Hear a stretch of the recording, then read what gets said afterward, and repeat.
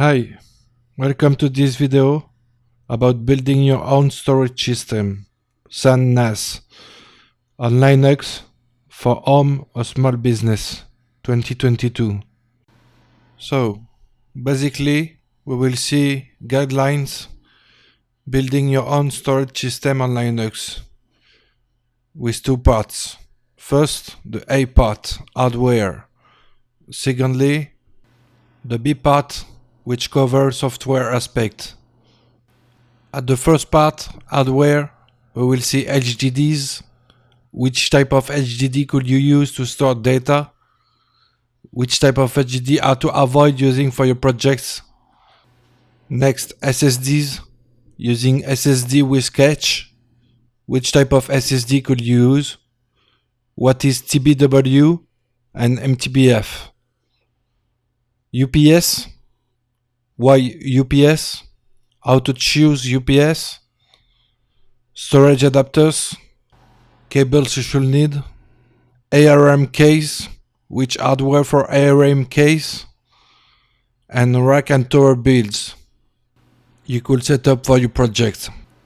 On the B part, software, we will see which Linux distribution to use, using RAID, software or hardware, using mdadm, using cache globally, using bcache, using LVM, logical volume manager, file system type, performances, an introduction to SAN target with iSCSI protocol, an introduction to NAS functions with Samba, CIFS, or NFS.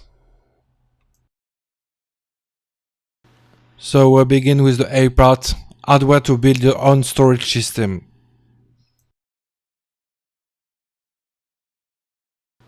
We begin this chapter, HDDs, hard disk drives. So there is two types of HDDs, SATA, serial ATA, and SES, serial attached SCSI. We will see the inconvenience and the advantages of these two types of HDDs.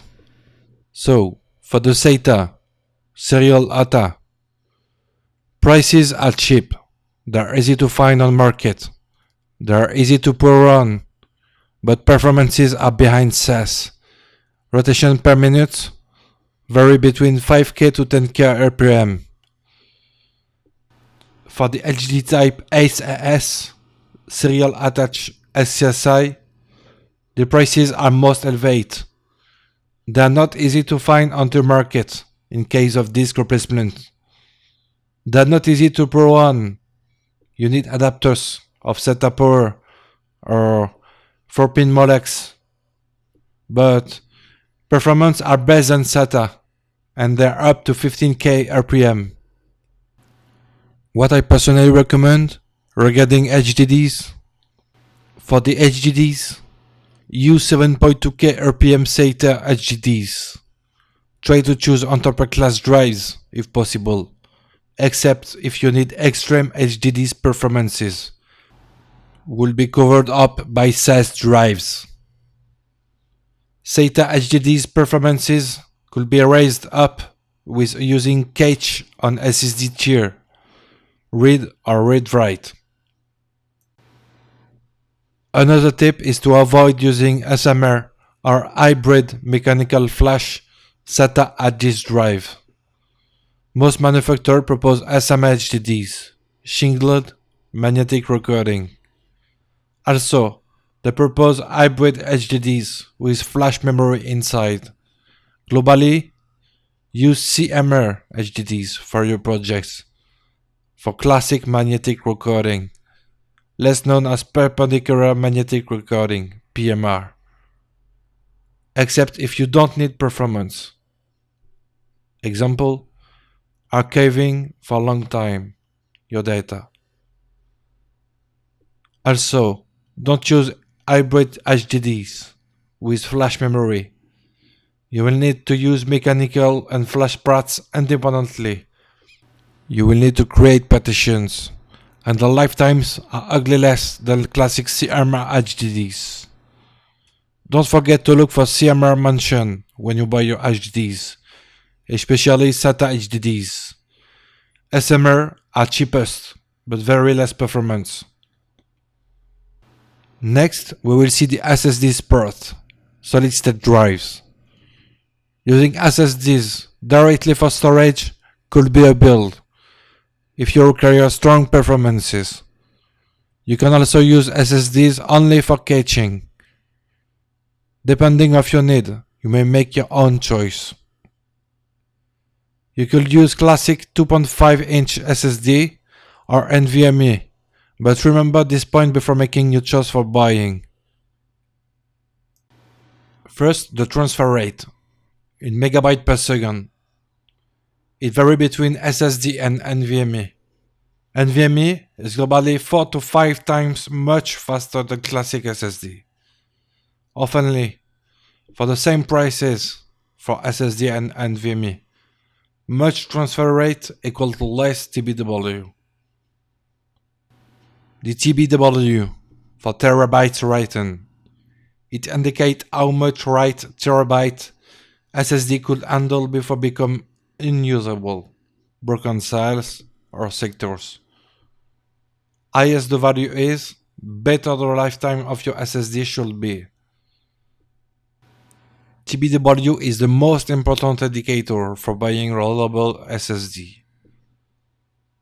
MTBF, that's the mean time before failure. It is the time representing the lifetime of your device. It is less important than TBW because it indicates a value for common usages, maybe at low stress. 3. The UPS, uninterruptible power source. Depending on your configuration, you may need UPS to handle at least clean power off of your storage system in case of power outage, especially when you use write cache. Write cache often write data first to fast tier, example SSD, and after this write data from cache on fast tier to backing device HDD. With write cache and without UPS, your cache data may be lost on a power outage. UPS is also nice to smooth the electric power source. How to choose UPS for your storage system projects. Take measurement with a special device, example, special power outlet, of total power consumption in watts, or calculate approximately your power consumption manually.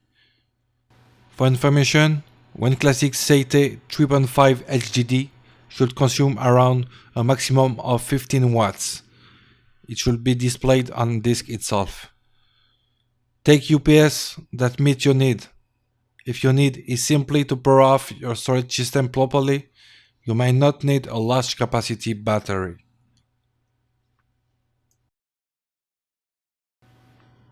The storage adapters.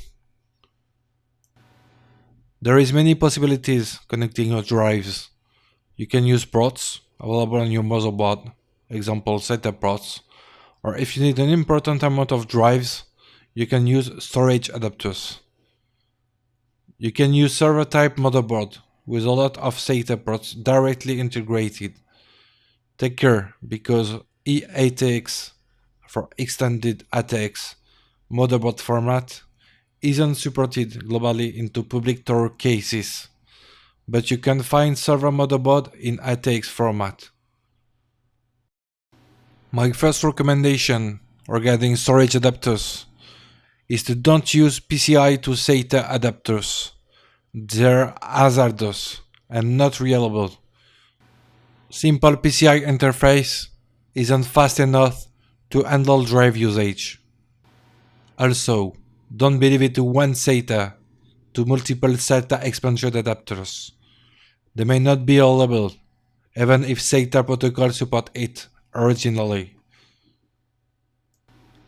Connect an important amount of drives using PCIe X8 storage adapters. You could use PCIe X8 storage adapters, They are reliable. They offer many SACE ports, which oftenly you could use to connect a minimum of 4 SATA drives per port with specific cables. These adapters could handle RAID functions, hardware RAID, to ensure security for your data. PCIe X8 storage adapters are strongly used into the IT professional world. If you need to see your device directly on system without creating RAID, take care if your adapter supports it. Look for adapters firmwares compatible with IT mode. Initiator target mode. Take care if your adapter have hardware cache. In case of poor outage, data and cache may be lost without cache battery. Mini storage adapters could have battery module. It is optional. The cables you should need. You will need cables to connect your drives. As usual, for SATA, you can connect your drive using standard SATA cables to your motherboard. For CIFS HDDs, or a large amount of SATA drives to connect to a storage adapter, you will need specific cables. In case you use a rack enclosure with front HDD base, or you plan to spin up HDDs out of tower using another power supply unit, plan to use long cables. For SACE HDDs with storage adapter, look for mini SACE to SACE, SFF 8087 to SFF 8484. It could use SATA Power Interface or Molex LP4 4 pins to power on SACE drive. For the SATA HDDs with storage adapter, look for mini SACE SFF 8087 to SATA interface. Avoid using cables with SATA power integrated. It is more reliable regarding potential electrical short circuits to use power supply unit SATA cables to power on your SATA drives. With one mini SAS SFF 8087 interface, you could connect up to 4 SATA drives, maybe more, but I'm not sure it is very reliable, unless you invest into a specific and maybe expensive storage adapter. Next, building your own storage system on IRM. Why IRM? Which hardware for IRM case?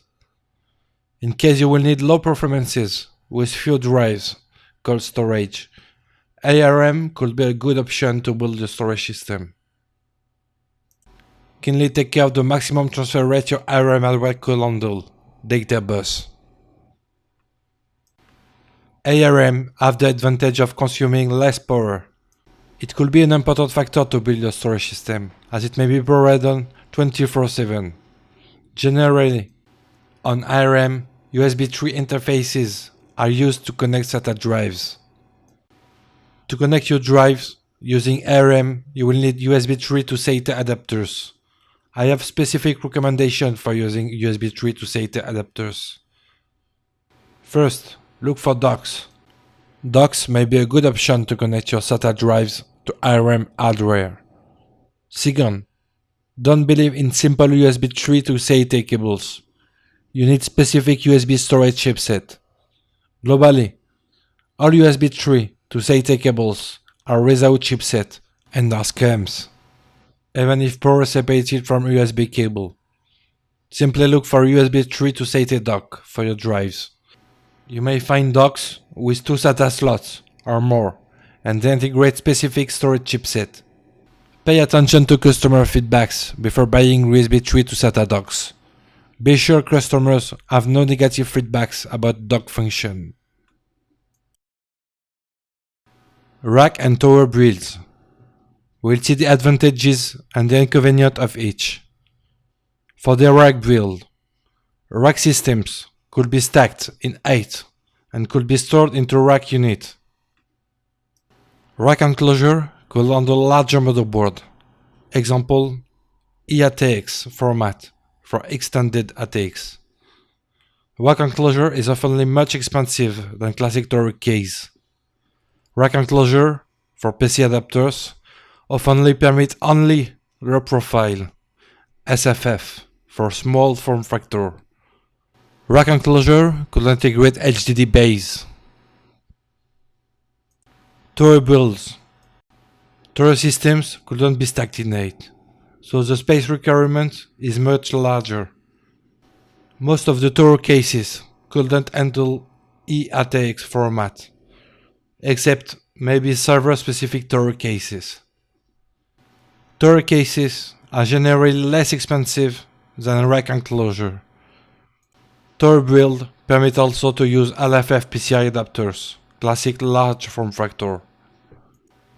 Tor enclosure is much complicated, using additional drive bays. Look for 5.25 inch to 3.5 inch HDDs enclosure with multiple bays. Second part, B. Software to build on storage system. First, which Linux distribution to use? Consider having much RAM for Linux memory management, RAM memory cache or buffers.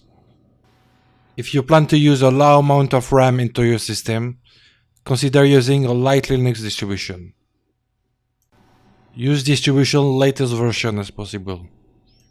Fixes on the software much available on latest Linux distributions. For the rest, the choice depends on your needs. If you don't forcibly need operating system GUI, choose to not install it.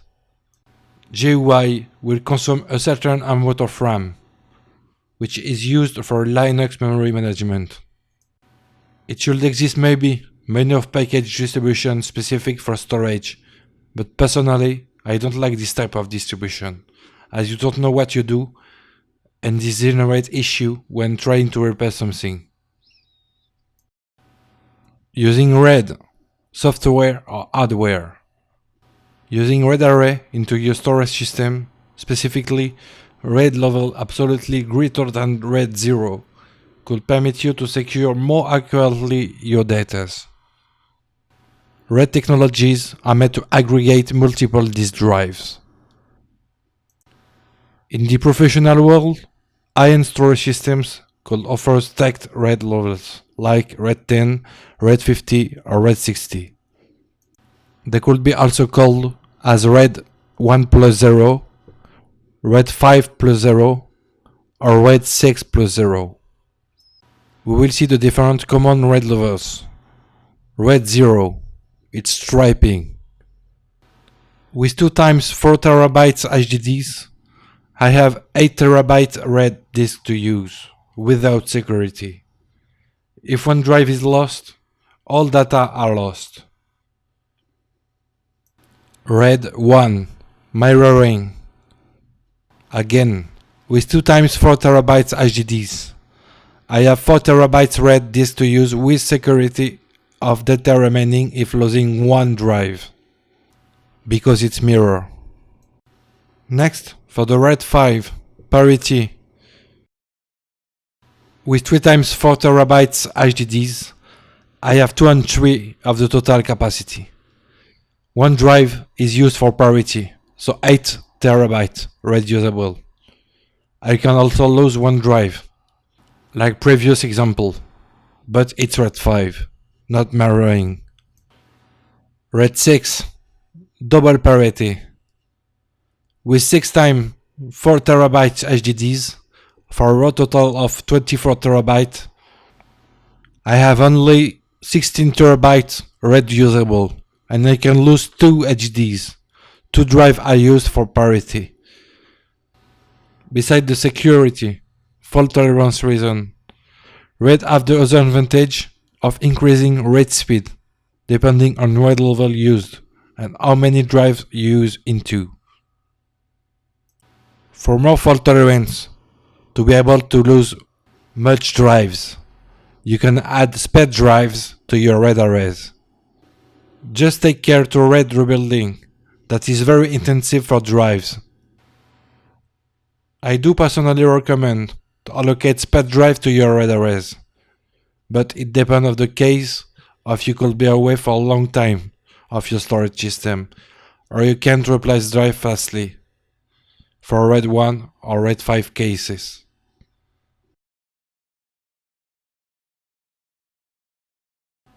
Next, a comparison between software and hardware RAID. So, for the software RAID, you're not dependent of hardware. For example, RAID adapter model or type. In case of you lose an old hardware RAID adapter and cannot find the same model a few years later, that make your RAID unusable. You don't need to pay for additional license to the software RAID into Linux. It could be less performant in comparison to hardware RAID. It consumes CPU and RAM to process onto the operating system. It's easy to monitor using software directly into operating system, OS. I do personally recommend to use software RAID instead of hardware RAID.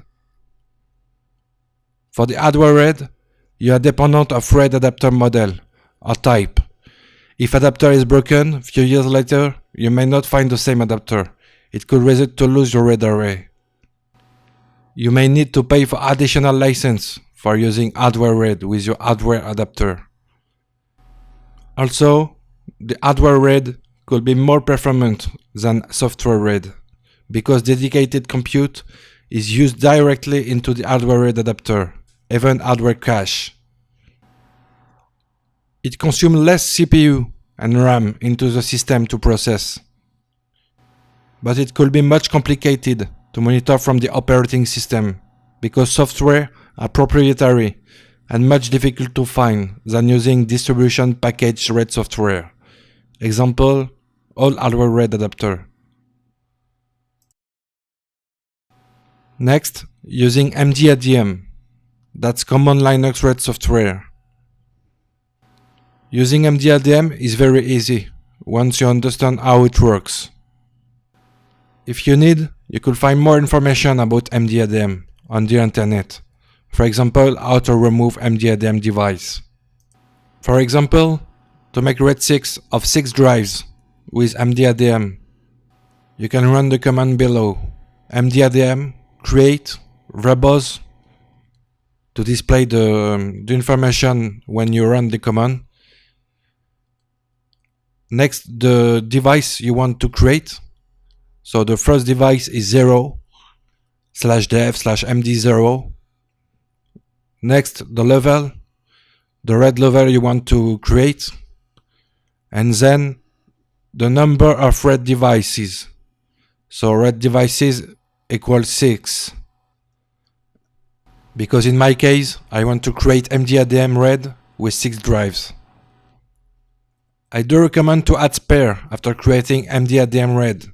You can run the command mdadm add spare the device md0 and then the device you want to use for spare, the disk, the drive. In my case, /dev/sdi. You could also use partitions, create partitions on drives instead using drives directly. To display mdadm global stats on storage system, you can run cat proc mdstat. It will display information about all the RAIDs into your system.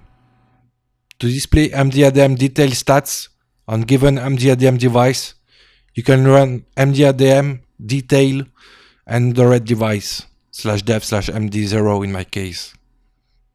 Personally, I'm strongly used mdadm detail to get all information I need. Also, remember, I understand right, that mdadm use a configuration file into /etc/mdadm mdadm.conf. You should look for this file and take care that your RAID is in it. Each time you update this configuration file, each time you need to run update init_rumfs. This is written at the top of the configuration file, so you will don't miss it. Next, using cache, globally, read or write. For the read cache, write through mode. It writes first into cache and then into the backing device, HDD. The write operation, I/O, is executed when data is write into backing device. And the read cache is formed by newly written data and data that is read from backing device. For the write around mode, it writes data only on backing device. It's important to remember. Write is executed when data is write into backing device. Read cache is formed by data read from the backing device only. Depending on the tuning of your cache, it could be very stressful to read data one time for user time and one time for cache. Remember that in fact, the cache is filling by reading 2 times data. It could lead, time you're filling the cache, to decrease your performances on HDDs. The next point is the cache redirect value. This value is a 0 or positive number regarding how many times cache is used for RAID operations. In large volumes, cache should be sufficiently large to cover cache redirects. It depends on the randomness of reads. I advise to consider using at least 5% read cache capacity regarding your cache volume capacity, but it depends. For the write cache, also known as write back mode, is a process where write is executed when data is written into the cache. It could speed up writes using fast drive tier, SSD, then write in background to backing device, HDD. It is not recommended to use write cache unless if you use UPS for uninterruptible power source and you monitor its source power status to power off properly your storage system before running out of battery. Also, if you plan to use write cache directly into the storage adapter itself, hardware cache, without using UPS, take care using battery, because battery is basically optional when you buy the storage adapter. What I personally recommend regarding cache, use only read cache, except if you have UPS, uninterruptible power source, to be able to power off properly your storage system in case of power outage. That will help to write cache data into the HDD's backing devices, software or hardware cache. All the mods listed on previous slide are software bcache mods. Bcache is a caching software for Linux. It could exist more methods to cache your data. I don't know all of them. Bcache is shown on the next slide. So, cache your data using bcache. Bcache is available as software package into the common Linux distributions. Look on the internet for more information about it. You could have cache statistics with displaying values with, for example, cat, SYS, FS, bcache, the CIFS UID, cache 0, and the value you need. First, kindly search and install bcache tools. When bcache tools is installed, you will be able to run these commands to achieve read cache in write around mode. First, create the bcache device. Make bcache -c, specify the cache device, typically SSD, -b, the backing device, that will be the HDD. You could use LVM or mdadm here. Once the device is created, attach cache with CIFS UID, if not already attached. You can run the command bcache super show with the devices. If you need to see if device is already attached, you can run the command with the backing device and see if attached. If the cache device is not already attached, you could attach the cache device with the command echo to redirect into the bcache attach value. Get bcache CIFS UID from bcache super show on your cache device. You will need the CIFS UID to attach or detach the cache device. Forward, you can tune the bcache 0. You can run all these commands as service in a script. Values don't be kept after reboot, except maybe cache mode, so take care. The first line is the cache mode. It is very important. You can simply run the cat command on this value to show available modes. For the two next lines, it's very difficult to explain, but the sequential cutoff is the minimum read size to be cached. For the congested read threshold, this value is in microsecond. This value store in cache only if the threshold in microsecond is over. For this value, if the duration in microsecond is over, the read cache is performed. So to cache all data, you can put this value to 0. Look on the internet to get more information. In the case you use write back or write to cache mode, you should put also value for congested write threshold US. Once the cache is created and tuned, you can create file system and use bcache 0.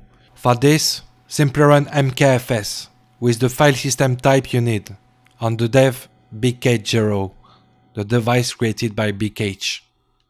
Then you can mount the bcache device to use it. The next point is about LVM for Logical Volume Manager. Using LVM is very easy also, once you understand how it works too. It could permit you to create virtual drives called logical volumes. It could be useful if you are not able to create more partitions, or if you want to resize your logical volumes, or if you need to change the backing device on the go. Remember that Linux could handle only 4 primary partitions on a drive. To use LVM, first search and install LVM2, because LVM is not installed by default, unless maybe if you already use LVM for the root file system. Logical Volume Manager comes with 3 parts: the PV, physical volume, the VG, volume group, and the LV, logical volume. To create PV, you can use PV create with drive or partition you want to use. In this example, PV create /dev/SDC4. So, to show you how it works, we will use SDC4 as physical volume. Next, to create VG, volume group, with the PV previously created, simply run VG create, the VG name you want to use, and the PV. After this, and to create logical volume into the VG previously created, use LV create, -n, the LV name you want to create, -L, the size you want for your logical volume, then the VG, to create the LV into. Note that you can also use 100% free within the L flag to use all the free capacity on the VG. Once the LV is created, logical volume, your LV is available as drive on /dev/VG name/LV name, depending on the name you put during creation. You can use it to make file system and mount it. Next, and for example, another function of LVM, you can extend an LV on the go to extend next your file system. To extend, check before free space on the volume group with the VG display command. VG display will show you all the VG on your system. Then you can run the LV extend command with L, the final size of your LV, or plus the value you want. Example 10G, to add 10 GB. After this, if you use file system behind, you can use resize CIFS to extend your file system. Another example, to change the backing device of LV, migrating storage, you can add mirror PV using drive or partition of at minimum the same LV size. To active migrating storage using LVM, you need to extend the VG. So run VG extend with the VG name and the device PV you want to use. Next, to mirror, you can use LV convert -M1 to add one mirror, or to convert the LV to mirror 1, you can use multiple mirror, then the LV path and the PV. It will copy the data on /dev/SDD4 in this example. To finish the migration, when the command LVS indicate 100% of copy and keep LV uniquely on target on /dev/SDD4, simply run this command to remove /dev/SDC4 LV convert -M0 to remove mirror and put the LV path, then the PV you want to remove. Now you see that LVM could also handle mirroring, also stripping. LVM have also snapshots feature and cache feature incorporated for LVs. Additional useful commands is PV display, VG display, LV display, and then PVS, VGS, LVS. You should have much information on the internet regarding LVM. Next, the file system type performances. Except in the case of you use your storage system only for SAN, you will need to create file systems, FS. Multiple types of file system exist. I will try to explain you what is my vision on the specification of 3 FS types: ext4, ZFS, and XFS. Again, you should have more information, including benchmarks, of each type of file system on the internet directly. ext4 is a robust file system. It is, regarding the internet benchmarks, the less faster for read or write. ZFS is, from my own point of view, a black box. It seems it needs to use the same drive size in ZPulse. Also, it permits to do read and caching. It was introduced by Sun Microsystems, now Oracle, in 2005 on Open Solaris systems. Regarding benchmarks, it seems to be very good in performances with caching activated. Next, the XFS file system is, from my own point of view, the best file system, as its performances are good regarding internet benchmarks. It was introduced by Silicon Graphics in year 2000, largely used per default since Red Hat 7 in enterprise context. You can find easily ways to install FS, ZFS, XFS, or others into your operating system, for example on the internet. You can check if you have the value, the FS type, on /proc/file systems. If the FS type is installed to operating system, it will be listed here. The next slide is about introducing SAN, especially with iSCSI. iSCSI target permits you to allocate volume to initiator host using IP network. You will share a block device, disk drive, at all, through a network to another computer or server. No file system will be allocated to your initiator host. They must format the shared block device to use it. To configure your storage system to be iSCSI target, you can install and configure LIO using information on the whole internet to provide LUNs to your initiator hosts. LIO or target CLI, it depends on the Linux distribution you use. Next, to finish, introducing NAS functions with Samba CIFS or NFS. To serve file to the network with Samba CIFS, you can install Samba and then edit the configuration file, smb.conf. Note that you can also filter by IP using firewall and Samba ports. So the configuration file is like this: the command you want to display on the network, the path, that's the path on your storage system you want to share, browsable, public, User, the Linux users that you want to grant on the share. Writable, yes, and the mask in Octal for the item created attributes. For NFS, you can install NFS server. It depends on operating system. Then you can edit /etc exports with your favorite text editor to add share. IP restriction is integrated with NFS. So for example, 2 lines. The first line is only to share to a specific IP, and the second line to share to a subnet.